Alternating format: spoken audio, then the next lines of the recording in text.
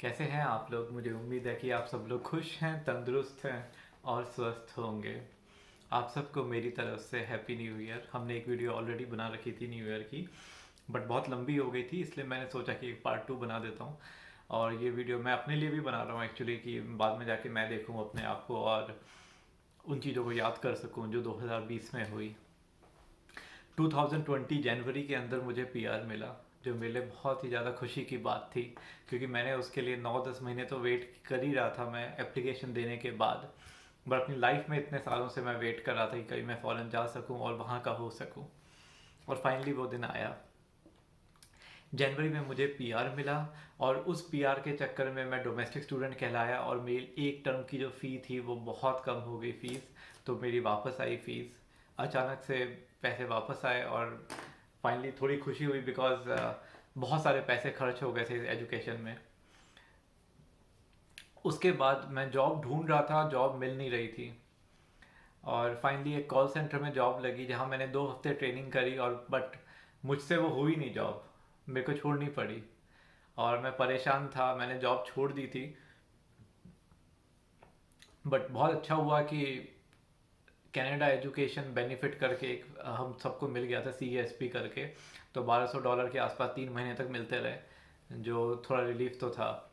पर जैसे ही वो ख़त्म हुए रिलीफ, फाइनली मैं जॉब ढूंढ रहा था। मैंने इवन छोटी छोटी ग्रॉसरी और इन सब जगहों पर भी मैंने जॉब ढूंढने की कोशिश करी। वॉलमार्ट आप ले लीजिए, वहाँ जॉब ढूंढने की कोशिश करी, पर मुझे कहीं जॉब मिल ही नहीं रही थी। फिर finally luckily by God's grace मुझे एक कॉल सेंटर में जॉब मिल गई।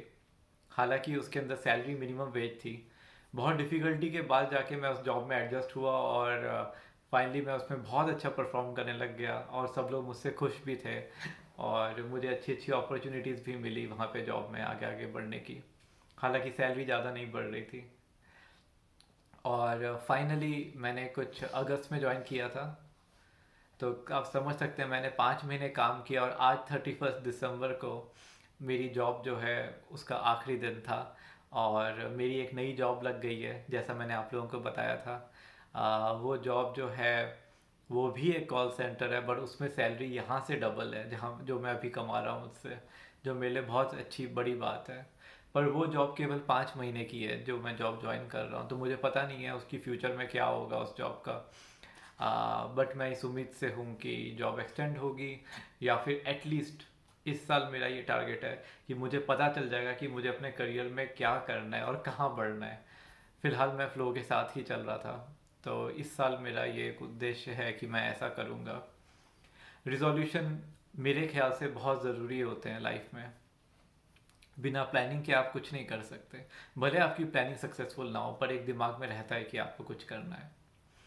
पिछले एक साल के अंदर कोरोना की सिचुएशन के कारण काफ़ी अच्छी चीज़ें, काफ़ी बुरी चीज़ें हुई, बट कुछ अच्छी चीज़ें भी हुई हैं अगर आप उनके अंदर ध्यान से देखें तो। ऐसा मौका बहुत ही कम लोगों को मिलता है कि आप अपने घर में अपने परिवार के साथ टाइम बिता सकें। कितनी बार आपने ये सोचा होगा कि अगर यार मेरे पास टाइम होता तो मैं ये बुक पढ़ता, बट मैं जॉब में बिज़ी हूँ, मैं यहाँ बिज़ी हूँ। कोरोना के कारण आपको बहुत सारा टाइम मिला होगा, पर हम लोग छोड़ देते हैं, हम भूल जाते हैं टाइम की वैल्यू, और हम लोग रिलैक्स करने लग जाते हैं, आलस दिखाते हैं। आलस बहुत बड़ी बीमारी है, आलस बहुत बुरा है। अगर आप आलस दिखाएंगे तो आप कुछ भी नहीं कर पाएंगे। तो मैं यही कहना चाहता हूँ कि आपको अपनी फैमिली के साथ, अपने बॉयफ्रेंड के साथ अगर टाइम बिताने को मिला, या अपने पेरेंट्स के साथ टाइम बिताने को मिला, तो आप इस बारे में अपने आप को खुश नसीब समझिए कि आपको ये मौका मिला। और मैं भी अपने आप को खुश नसीब समझता हूँ कि मुझे ये मौका मिला। बट मेरा ये मानना है कि हम लोग बहुत सारी चीज़ें हमारे बीच में इम्प्रूव कर सकते थे इस वक्त का फ़ायदा उठा के, जो हमें करनी चाहिए थी पर हमने की नहीं थी, क्योंकि हम लोगों ने थोड़ा आलस दिखा दिया। ये एक साल हमारे लिए मौका था बहुत सारी चीज़ों को करने का, पर हमने नहीं करी। काफ़ी करी और काफ़ी नहीं भी करी। और मुझे पता है नए साल के लिए, मेरे को याद है जब मैं 17-18 साल का था, और ऑनलाइन मैं किसी से मिला था, और मैंने उसको कहा था कि मेरा सपना है कि नए साल पे मुझे कोई प्यार करने वाला हो, और नए साल पे मुझे वो विश करे, न्यू ईयर कॉल करे या मिले। और मेरा कुछ ऐसा सपना था, फिल्मी सपना, कि मैं फ्रेंड्स बहुत देखता था, और नए साल पे आपको टाइम स्क्वायर के पास किस करने को मिले और वो सब। हाँ, एटलीस्ट अब मेरा बॉयफ्रेंड है और मैं नए साल पे किस किया है, तो ये भी मेरे लिए बहुत बड़ी बात है। आप सबका भी ये सपना होगा। पर आप ये बात ज़रूर ध्यान रखिएगा कि जो आपके पास वक्त है वो भी बहुत कीमती है। वैसा वक्त आपके पास फिर से नहीं आएगा। और जब आप पीछे मुड़ के देखेंगे तो आप सोचेंगे कि यार मैं उस समय इतना टेंशन क्यों क्यों लेता था। भले मैं अकेला था, पर मैं इतना टेंशन क्यों लेता था। मैं क्यों नहीं बाकी चीज़ें करता जो मेरे बस में थी। जो चीज़ें मेरी बस में नहीं है उनके बारे में मैं क्यों सोच रहा हूँ। तो नए साल का रिजोल्यूशन मेरा तो है कि सबसे पहला कि मुझे अपने बॉडी फिजिकली हेल्थ पे ध्यान देना है। मैं 30 साल, 31 का हो गया हूँ शायद मैं अब। और फरवरी में मेरा बर्थडे आता है और उस समय मैं 32 का हो जाऊँगा। जो बढ़ती उम्र के साथ साथ जो बढ़ती हुई प्रॉब्लम्स है हेल्थ की वो आ सकती हैं, तो उनको अवॉइड करने के लिए अपनी हेल्थ पे ध्यान रखना बहुत ज़रूरी है। आप सबने नोटिस किया होगा कि वैसे तो मैं पतला हूँ बट मेरी सिर्फ तोंद निकली हुई है। तो इस बार मैं एक बॉडी ट्रांसफॉर्मेशन करना चाहता हूँ, और ये मेरा सपना काफ़ी टाइम से रहा है। लकीली जो मेरी नई जॉब है वो 8 घंटे की है, ना कि 9 घंटे की जो मेरी पहली जॉब थी। और मुझे उम्मीद है कि ये वाली जॉब, क्योंकि डेज में है, शिफ्ट नहीं है शाम की, तो मैं थोड़ा अपना लाइफ का बैलेंस जो है वो बना सकता हूँ। और मैं कोशिश करूँगा कि मैं अपनी बॉडी बहुत ही अच्छी बना दूँ। एक ही शरीर है हमारे पास, और वही आपके हाथ में है। और कोई इंसान आपके हाथ में हो या ना हो, पर आपका शरीर ही आपके हाथ में है, और आपका मन ही आपके काबू में है। तो उस पर ही हम ध्यान दे सकते हैं। तो फिर मैं उस पर ध्यान दूंगा, और मैं अपनी बॉडी बनाऊंगा, अच्छी तरह से स्ट्रांग बनाऊंगा। और अपने खाने में ज़्यादा प्रोटीन इंटेक करूंगा, तो I would replace all fat with proteins. और ज़्यादा एक्सरसाइज नहीं है बट मैं कुछ एक्सरसाइज ज़रूर करूँगा, जैसे 20 पुशअप्स, 20 सिटअप्स, और 20 पाँव झुकना। और वॉक पे ज़रूर जाऊँगा एवरी डे, बिकॉज मैंने ये नोट किया है कि जब मैं घर में अकेला बंद रहता हूँ तो मैं बहुत ज़्यादा डिप्रेस हो जाता हूँ, भले मैं अपने बॉयफ्रेंड के साथ रहता हूँ तो भी। तो ये था मेरा पहला रिजोल्यूशन। सेकंड रिजोल्यूशन मेरा ये है कि इस साल मुझे ड्राइविंग लाइसेंस लेना ही है। तो मैं वो कोशिश करूँगा, बट स्प्रिंग के टाइम या समर के टाइम मैं ये ट्राई करूँगा। थर्ड मेरा ये है कि करियर के हिसाब से मैंने आपको बताया कि मैं अपना करियर डिफाइन करूँगा इस साल, अपने आगे आने वाले 30 साल के लिए। और फर्दर मेरा रिजोल्यूशन ये है कि आ, मुझे अपनी पर्सनैलिटी थोड़ी इम्प्रूव करनी है। अपना बात करने का ढंग इम्प्रूव करना है, जो थोड़ा सा बचकानी हरकतें रहती है वो कम करनी है मुझे।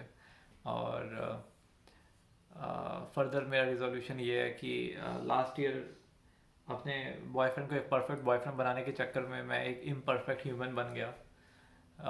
मैं अपना पेशेंस खो बैठा हूँ, और उसको मैं वापस पाऊँगा इस साल। तो this year would be a no expectation year. Last year मैंने ड्राइव करने की कोशिश करी हमारी लाइफ को, और इस साल मैं थक चुका हूँ थोड़ा, तो इस बार मैं पीछे आराम से बैठूंगा। I would let the others drive us ahead, और मैं आराम करूँगा थोड़ा। This year would be a year of no expectations from anyone else but self. जितनी आप लोगों से एक्सपेक्टेशन करेंगे उतना ही आपको दुख होगा। आप किसी इंसान को बदल नहीं सकते, आप किसी को फोर्स नहीं कर सकते कि आपसे प्यार करे। और आप केवल उम्मीद कर सकते हैं, बट इंसान को सिर्फ अपने आप से उम्मीद करनी चाहिए आइडियली। तो मैं अपने आप से उम्मीद करूँगा, और मैं ये आशा करता हूँ कि दूसरा इंसान भी आपको देख के, आपकी भावनाओं को समझ जाएगा कि उसको क्या करना है। और बस यही था मेरे छोटे छोटे न्यू ईयर रिजोल्यूशंस, छोटे बट बहुत ही महत्वपूर्ण रिजोल्यूशंस। हेल्थ इज़ वेल्थ, ये मेरा फंडा इस साल के लिए रहेगा। और बाकी एक और रिजोल्यूशन है कि मैं थोड़ा सा रिलीजियस और बनूंगा। आई थिंक मैं इस मटेरियलिस्टिक दुनिया में बहुत ज़्यादा खो गया हूँ, और ज़्यादा लालच दिखा रहा हूँ। लालच नहीं दिखा रहा, बट इमोशंस भी एक एक लालच ही है।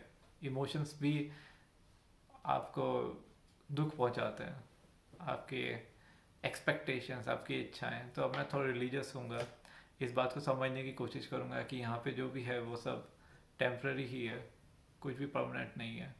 और उस हिसाब से मैं अपनी लाइफ में आगे बढ़ूँगा, उसी इच्छा से आगे बढ़ूँगा, इस बात को समझ के आगे बढ़ूँगा कि हम इस धरती पे आए हैं और अच्छा काम करें, किसी का दिल ना दुखाएं, और किसी को फोर्स ना करें, और अपने आप से, अपनी कैपेबिलिटी से जितना ज़्यादा हो सकता है उतना ज़्यादा एफिशिएंटली काम करें, उतना ज़्यादा एफिशिएंटली एंजॉय करें, उतना ज़्यादा एफिशिएंटली सब कुछ करें जो हमारे हाथों में है। भगवान ने हमें हाथ पाँव और हेल्थ दी है, उसको ही रेस्पेक्ट करें।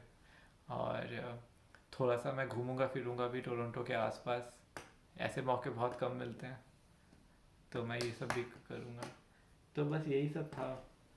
मुझे पता है आप सब में से काफ़ी सारे लोग होंगे जो नए साल पे मेरी तरह ही घर के अंदर होंगे, बट एटलीस्ट मेरे पास बॉयफ्रेंड है, आपके पास कोई भी नहीं होगा बात करने के लिए।